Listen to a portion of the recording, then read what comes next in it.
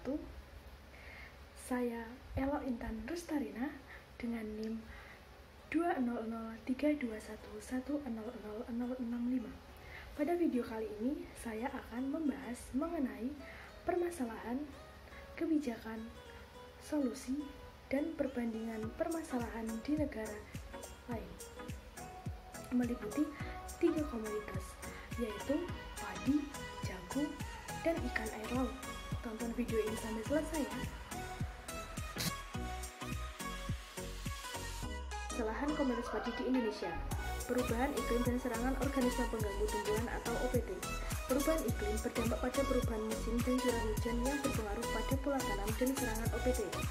Rusaknya infrastruktur irigasi dan lingkungan. Pemeliharaan yang kurang optimal ditambah lagi dengan rusaknya lingkungan terutama daerah aliran sungai mengakibatkan ketersediaan irigasi air untuk budidaya padi berkurang saat musim kemarau dan terjadi banjir pada saat musim hujan. Konversi lahan sawah, terjadinya alih fungsi lahan, keterbatasan akses petani terhadap pembiayaan, kecilnya skala penguasaan dan pengusahaan lahan petani yang mengakibatkan terbatasnya kemampuan petani untuk melakukan pemupukan modal melalui tabungan dan investasi.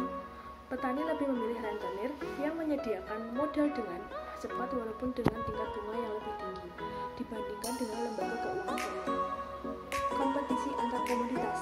Dengan keterbatasan lahan pertanian, harga padi atau beras yang harus terjangkau oleh seluruh lapisan masyarakat, terutama untuk kalangan menengah ke bawah yang jumlahnya mayoritas, maka budidaya padi dipandang kurang menguntungkan. Akibatnya, apabila ada komoditas lain dengan harga yang lebih menguntungkan walaupun dengan skala usaha yang sama, maka petani cenderung untuk bertanam komoditas tersebut. Tingginya konsumsi beras. Sebagai pangan pokok sumber karbohidrat, konsumsi beras di Indonesia sangat tinggi. Kebijakan pemerintah terhadap komoditas padi di Indonesia. Menurut data BPS, lebih dari 60% penduduk miskinnya tinggal di wilayah pedesaan berkecimpung pada kegiatan sektor tanaman pangan, khususnya padi. Pemerintah memberikan perhatian yang lebih diwujudkan dalam bentuk intervensi. Intervensi pemerintah bersifat langsung dan tidak langsung. Contoh intervensi bersifat langsung adalah penentuan harga atap untuk melindungi kepentingan konsumen dan penetapan harga dasar untuk melindungi kepentingan rakyat tadi. Salah satu institusi yang berperan sangat krusial dalam operasional ini adalah Badan Urusan Logistik atau Bulog. Sedangkan intervensi pemerintah secara tidak langsung adalah subsidi pupuk atau benih dan tarif pajak. Solusi untuk permasalahannya adalah memenuhi terobosan penyelesaian dari sisi kelembagaan program dan kebijakan. Adanya program paripurna terkait pangan misalnya dalam upaya peningkatan produksi baik dengan cara menambah luas tanam dan integrasi teknologi. Selanjutnya adalah program edukasi perilaku konsumen terkait diversasi pangan dan mendorong agar konsumen berperilaku tidak boros beras. Perbandingan dengan negara lain, permasalahan komoditas padi di Jepang adalah Jepang berada dengan daerah subtropis yang mengalami musim panas dan musim dingin, yang diantarai oleh musim semi dan musim gugur, sehingga dalam 1 tahun hanya dapat mengolah pertanian dari musim semi hingga musim gugur saja.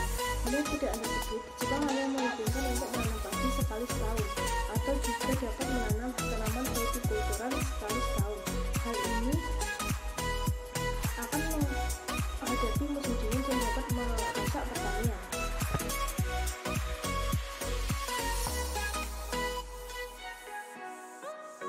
Selanjutnya adalah permasalahan komoditas jagung di Indonesia. Permasalahan komoditas jagung di Indonesia antara lain masih sedikitnya penggunaan benih hibrida, kelangkaan pupuk, kelembagaan belum berkembang, teknologi pasca panen dan panen belum memadai, dan lahan garapan sempit. Kebijakan pengembangan komoditas jagung adalah 1. Menciptakan lingkungan strategis sosial ekonomi yang kondusif bagi pengembangan usaha. 2. Memberi dukungan fasilitas dan mendorong akselerasi pelaksanaan adopsi teknologi maju. 3. Meningkatkan produktivitas, efisiensi, dan daya saing. 4. Meningkatkan kesejahteraan dan pemerataan berbagai pihak yang terkait dalam pengembangan komoditas. 5. Menetapkan sasaran dan kelanjutan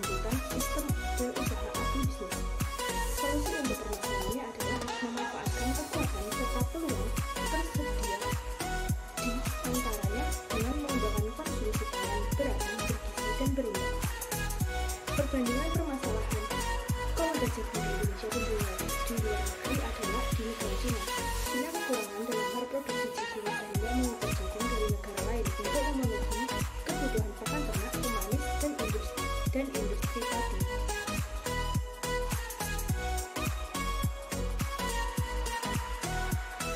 Lalu ada permasalahan komoditas ikan air laut di Indonesia, diantaranya adalah penangkapan ikan secara berlebihan, pencemaran laut, kerusakan terumbu karang, dan sulitnya pemasaran hasil tangkapan ikan di daerah pelosok ke daerah kota. Lalu ada kebijakan. Pasal 3 dalam Undang-Undang Nomor 31 Tahun 2004 tentang Perikanan merumuskan bahwa salah satu pengelolaan perikanan ditujukan untuk 1. Mencapai pemanfaatan sumber daya ikan, lahan pembudidayaan ikan, dan lingkungan sumber daya ikan secara optimal. 2. Menjamin kelestarian sumber daya ikan, lahan pembudidayaan ikan, dan tata ruang. Perhatian terhadap aspek lingkungan juga tergambar dalam konsideran menimbang Undang-Undang Nomor 45 Tahun 2009 tentang perubahan atas Undang-Undang Nomor 31 Tahun 2004 tentang Perikanan.